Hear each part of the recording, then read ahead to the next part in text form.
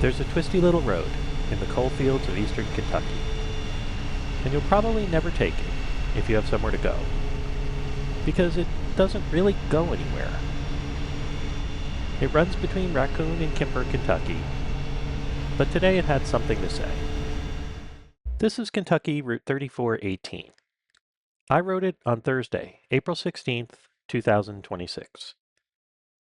I'd started that morning in Benham, deep in the coal country of Harlan County, and I was making my way north and east toward Beckley, West Virginia. I was in no particular hurry, and I was enjoying the backest of the back roads. Kentucky 3418 starts easy. It picks up just off Kentucky 1441 and follows Raccoon Creek through the hollow. It's a road that belongs to the people who live on it. Narrow, no center line, and it's got just enough room for two cars to pass each other if they're both paying attention, which out here, they are.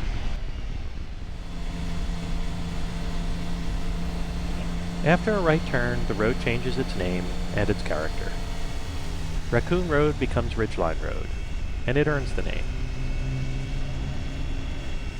From about 1,000 feet, it climbs steadily, twisting up to 1,600, then back down, and then back up again.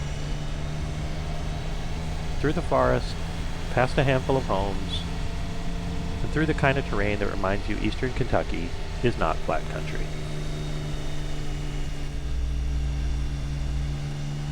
It wasn't particularly technical riding. No dramatic cliffs, no white-knuckle moments. It was just a pure pleasure. The kind of road where you settle in and the miles stop feeling like miles.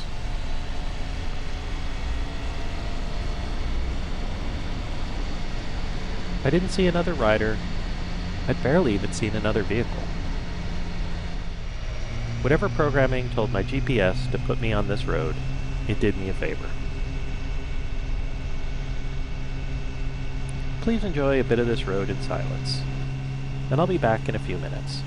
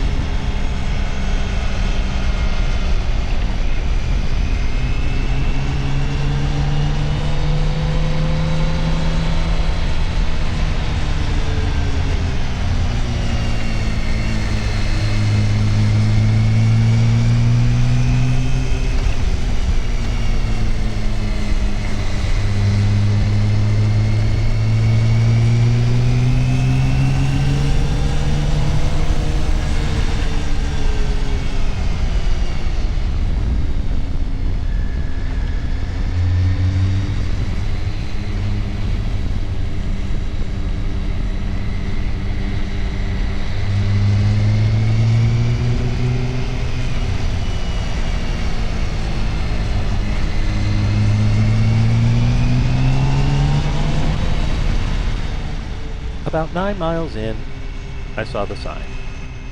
Road closed, local traffic only. I slowed down and looked at it. The road kept going. Maybe there was a detour I'd missed. Maybe I could pretend to be a local and pass through. Maybe the closure was further ahead and I could get around it. Whatever the sign was warning about wasn't visible yet. But then it was. At mile 9.5, give or take, the road ended. Not metaphorically. A cement truck, construction equipment, workers, a section of road that wasn't there anymore. I'll be honest. My first reaction was annoyed. The sign was 9 miles in. If the road was closed, why didn't they put the sign 9 miles back at the beginning? I'm sure every local knew this road was closed. That's probably why I didn't see anybody. The sign wasn't for them. It was for someone like me, a stranger on a motorcycle who'd found this road on a GPS and hoped it went somewhere.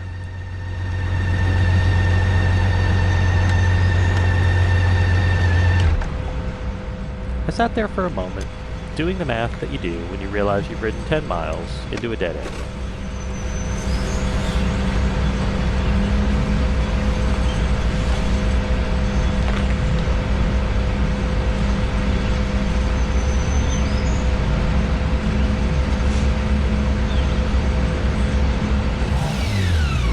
I turned around and rode the 9 miles back. And I'll leave you again for a few minutes to see this same road from the other direction.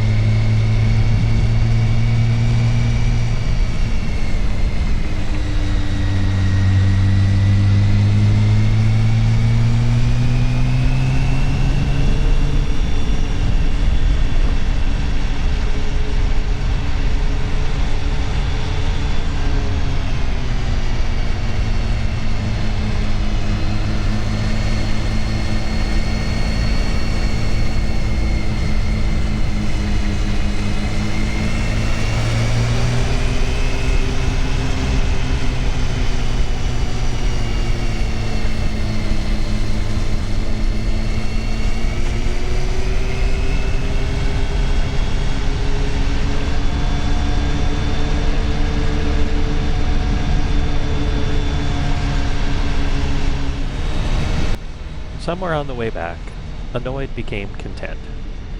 It didn't take long, maybe a mile, maybe less. The road was still the road. The rock cuts were still there, the spring light was still coming through the canopy the same way it had been a little while ago. The curves were still a pleasure, and there was still no one else on it. 20 miles of this beautiful road, almost entirely to myself. That's what I'd gotten. If the sign had been at the beginning, where it probably should have been, I might have turned around before I started. I might have found another route. I might have kept moving toward Beckley, ticking off the miles. But instead, I rode one of the better roads of this trip. And I got to ride it twice. Not because I planned it, but just because a road crew hadn't put a sign where I thought it ought to be.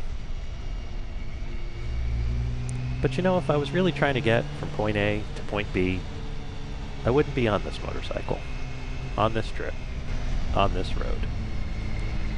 I'd be on a direct road, or the interstate. And I'd have been there already.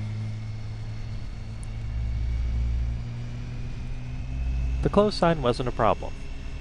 It was the answer. This road didn't go anywhere. And somewhere on the way back I realized that was exactly the point. Until the next ride, be safe, be curious, and keep meandering.